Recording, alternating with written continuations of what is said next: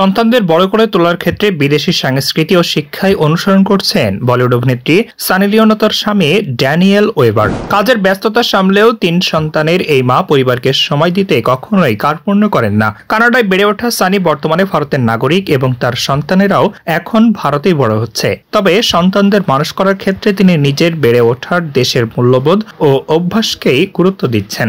সম্প্রতি এক সাক্ষাৎকারে সানি জানান, আমরা যে সংস্কৃতিতে বড় হয়েছি সেখানে ছোটবেলা থেকে নিজের কাজ নিজেকে করতে হতো। কোনো সহকারী বা পরিচারিকার উপর নির্ভর করার সুযোগ ছিল না। তিনি বলেন, অনেক বিদেশি পরিবারে গৃহকর্মীর খরচ বহন করা কঠিন হয়, তাই ছোট থেকেই বাচ্চারা নিজেদের কাজ নিজেরা করে অভ্যস্ত হয় এবং এতে করে তারা আরো স্বাধীন ও আত্মনির্ভর হয়ে ওঠে। এই শিক্ষা নিজের সন্তানদের মধ্যেও গড়ে তুলতে চান সানি ও ড্যানিয়েল।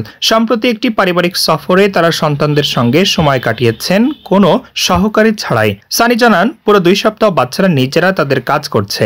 জামা কাপড় গোছানো, সঠিকভাবে জুতো খোলা সবই নিজেরাই সামলাচ্ছেন। মনোবিদদের মতে ছোটবেলা থেকেই বাচ্চাদের নিজের কাজ নিজে করার অভ্যাস করানো হলে তারা আত্মবিশ্বাসী ও দায়িত্বশীল হয়ে ওঠে। এই ধরনের শিক্ষা তাদের ভবিষ্যতেও সিদ্ধান্ত নিতে এবং প্রতিকূল পরিস্থিতিতে নিজেদের সামলে নিতে সহায়তা করে। ফলে সন্তানরা হয়ে ওঠে আরো পরিণত ও স্বাবলম্বী।